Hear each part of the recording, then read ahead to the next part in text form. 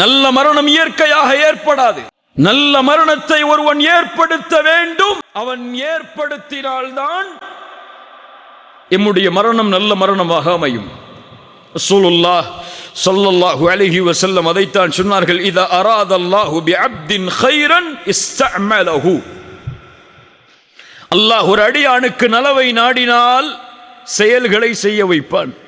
கைஃப யஸ்தஅமிலுஹு யா ரசூலல்லாஹ், எப்படி செயல்களை செய்ய வைப்பான்?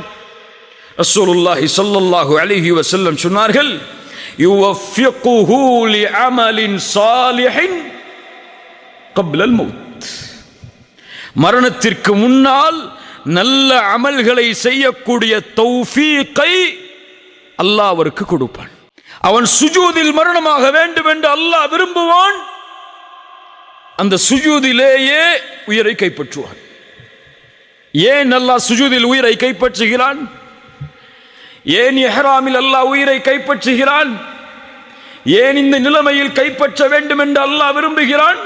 ரசூலுல்லாஹி ஸல்லல்லாஹு அலைஹி வஸல்லம் அதையும் சொன்னார்கள், யுபஅது குல்லு அப்தின் அலா மா மாத அலைஹி.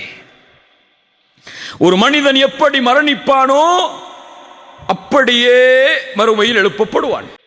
சுஜூதில் மரணித்தவன் சுஜூதுடைய நிலைமையிலேயே எழுப்பப்படுவான். ஹஜ்ஜில் மரணித்தவன் லப்பைக் அல்லாஹும்ம லப்பைக் லப்பைக் லா ஷரீக லக லப்பைக் இன்னல் ஹம்த வன் நிஅமத லக வல் முல்க லா ஷரீக லக் என்ற தல்பியாவை ஓதிக்கொண்டு மஹ்ஷரில் எழுந்து வருவான். குர்ஆனை ஓதி மரணித்தவன் குர்ஆனை ஓதிய நிலையிலேயே எழுந்து வருவான். அதுபோல்தான் பாவமும். பாவத்தில் மரணித்தவன் பாவத்தின் நிலையிலேயே எழுந்து வருவான். மன் ஆஷ அலா ஷைஇன் மாத அலை வமன் மாத அலா ஷைஇன் புஇத அலை. ஒரு மனிதன் எப்படி வாழ்கிறானோ அப்படியே மரணிப்பான். சுபுஹை ஜமாஅத்தோடு சேர்ந்து தொழுதவன் தான் அன்றைய தினம் மரணிக்கும் பொழுது சுபுஹை தொழுவான்.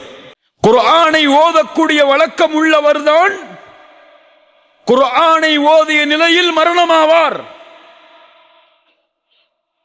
சுஜூதில் ரப்பை நெருங்க வேண்டும் என்று விரும்பியவர்தான் தன்னுடைய வாழ்நாளில் சுஜூதில் மரணமாவார். யா அல்லாஹ், எங்களுக்கு சுஜூதில் மரணத்தை ஏற்படுத்து. எல்லோரும் ஆமீன் சொல்லுவோம். ஆனால் நாளை காலை ஃபஜ்ருடைய தொழுகையை சுஜூது செய்வோமா ஜமாஅத்தோடு?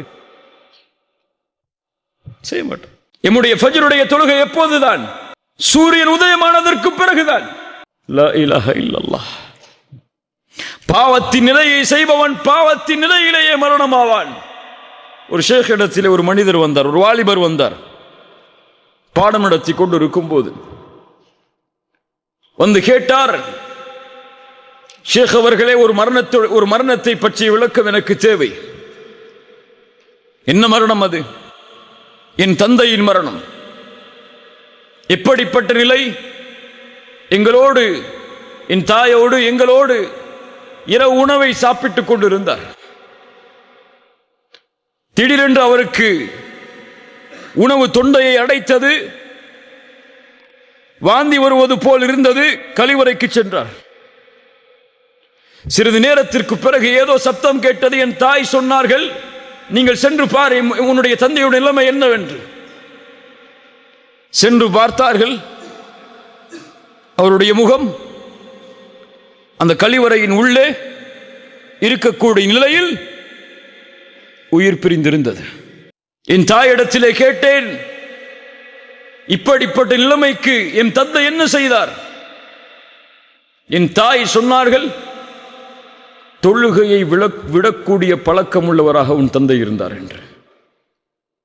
ஷேக் அவர்களே, இது என்ன விளக்கம்? ஷேக் அவர்கள் சொன்னார்கள், தொழுகையை விடுபவனுக்கு இது அல்ல. குர்ஆன் சுன்னாவுடைய கல்வியின்படி ஹராமுடைய விஷயத்தை நெருங்கிய நிலையில் ஒருவர் மரணமானார் என்றால் ஆகிலுர் ரிபா, வட்டியை சாப்பிட்டவராக இருப்பார். இது விளக்கமாக இருக்கலாம் என்று சொன்னார்கள். அதுதான் கண்ணியத்துக்குரியவர்களே, ஒரு மனிதன் எப்படி வாழ்கிறானோ அப்படியே மரணிப்பான். ஹராமை வயிற்றிலே ஏற்றி வாழ்ந்தவன் ஹராமை உண்ட நிலையிலேயே மரணிப்பான். அசிங்கமான செயல்களை தனிமையில் செய்தவன் ஒருவேளை அந்த அசிங்கமான செயலை செய்து கொண்டிருக்கும் நிலையிலேயே மரணிப்பான். தவறான காட்சிகளை யாரும் பார்க்கவில்லை என்று பார்த்தவன் ஒருவேளை அந்த தவறான காட்சிகளை பார்த்து கொண்டிருக்கும் நிலையிலேயே மரணிப்பான். வாழ்வு எப்படியோ அப்படித்தான் மரணம், மரணம் எப்படியோ அப்படித்தான் மறுமையுடைய எழுப்பு. அல்லாஹ் ரப்புல் ஆலமீன் நம்முடைய மரணத்தை சிறந்த மரணமாக ஆக்கி தருவானாக.